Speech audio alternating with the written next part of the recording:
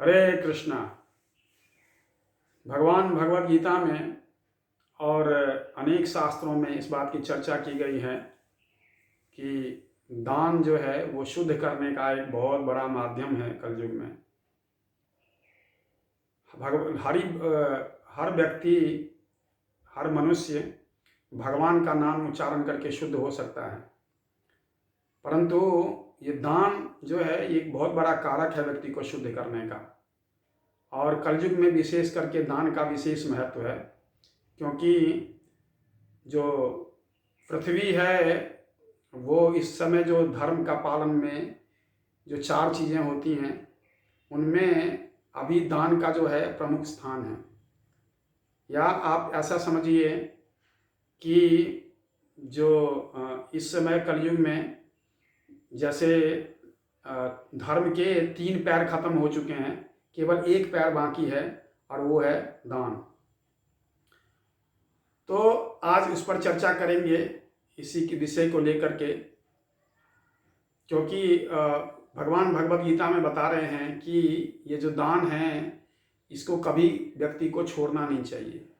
यज्ञ दान तपः कर्मम न त्याज्यम कार्यमेव तत्। भगवान कह रहे हैं कि यज्ञ का मतलब होता है जप यज्ञ, अर्थात भगवान के नाम का जप, दान और तपस्या, इन तीनों चीज़ों को किसी को भी नहीं छोड़ना चाहिए।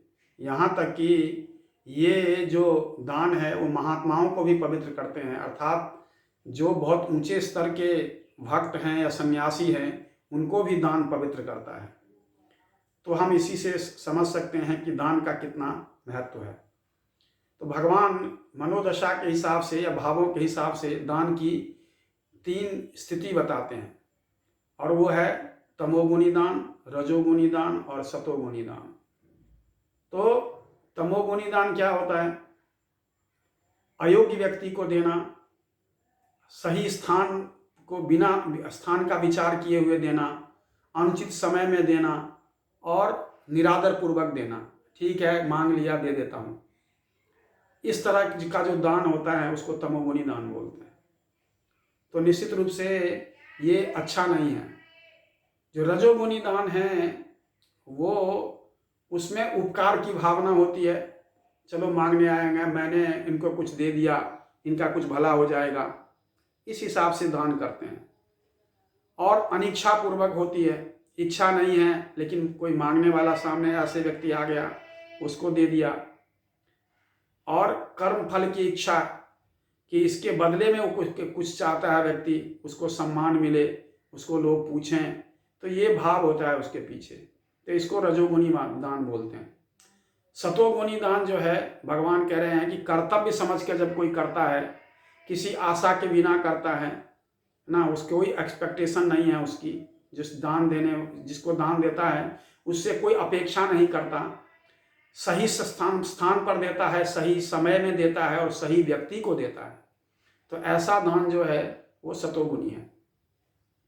परंतु स्कंद पुराण में इसकी एक अलग परिभाषा दी गई है, और उसमें भी दान को प्रमुख रूप से 3 स्तरों पर जो है वो डिवाइड किया गया है। नित्यम नैमित्तिकम काम्यम त्रिविधम दानमुच्यते चतुर्थम विमलम प्रोक्तम सर्वदानोत्तमोत्तमम। तो स्कंद पुराण कहता है कि नित्य, नैमित्तिक, काम्य और विमल, ये 4 प्रकार के दान होते हैं। तो नित्य दान क्या होता है? नित्य दान का मतलब है कि प्रतिदिन कुछ ना कुछ दान देना चाहिए। तो प्रतिदिन दान देने का क्या मतलब? आपको याद होगा कि पहले पुराने समय में, आज से ज़्यादा 20-25 साल पहले, घर की दादी, मम्मी या कोई भी व्यक्ति जो है वो जब मंदिर जाती थी वो कुछ ना कुछ लेके जाती थी मंदिर के लिए, कभी आटा, कभी सब्जी, कभी फल, ये सब चीज़ें लेके जाती थी, या गाय को रोटी बनाना प्रतिदिन। एक गृहस्थों के लिए ये भी एक महत्वपूर्ण है कि वो पहला रोटी जो है वो गाय के लिए बनाए, वो भी एक दान में आता है। तो ये है नित्य दान करना, उसको रोज देना है, तो नित्य दान है ये। फिर दूसरा है नैमित्तिक दान। नैमित्तिक दान का क्या मतलब है? किसी अवसर पर दान देना, जैसे पूर्णिमा है या अमावस्या है या आप समझ लीजिए अक्षय तृतीया है, अक्षय नवमी है, या माघ मास है, कार्तिक मास है, या वैशाख मास है, साल में ये 3 महीना बड़ा ही उत्तम माना गया है। और इसके अलावा भी बहुत से, कोई संक्रांति है, ऐसे समय में दान देने को जो है वो नैमित्तिक दान कहा जाता है, किसी अवसर पर दान देना। और तीसरा है काम्य। काम्य दान का मतलब होता है कामना पूर्वक दान देना। कामना पूर्वक मतलब या कामना की पूर्ति के बदले दान देना। आपने किसी कामना की इच्छा की और वो कामना पूरी हो गई तो आप दान देते हैं, तो इसको बोलते हैं काम्य दान ना। मेरा बेटा होगा तो मैं दान करूंगा, मेरे घर में मेरा घर बन जाएगा तो मैं इस तरह से दान करूंगा, मेरी बेटी की शादी हो जाएगी तो मैं ऐसा करूंगा। तो इस तरह की जो चीज़ें होती हैं उसको वो काम्य दान के अंदर में आता है, अर्थात कामनाओं की पूर्ति के लिए दान करना। काम्य दान के अंदर और नैमित्तिक दान के अंदर भी कई तरह के और दानों के प्रकार हैं। उसमें जैसे स्वर्ण दान है, गौ दान है, भूमि दान है ना, विद्या दान है, और इस तरह से बहुत सारे दानों के प्रकार बताए गए हैं। तो अलग अलग तरह के दान होता है जो व्यक्ति देता है। और जो सबसे प्रमुख और सबसे उत्तम दान है उसको विमल दान कहा गया है। विमल दान का मतलब क्या है?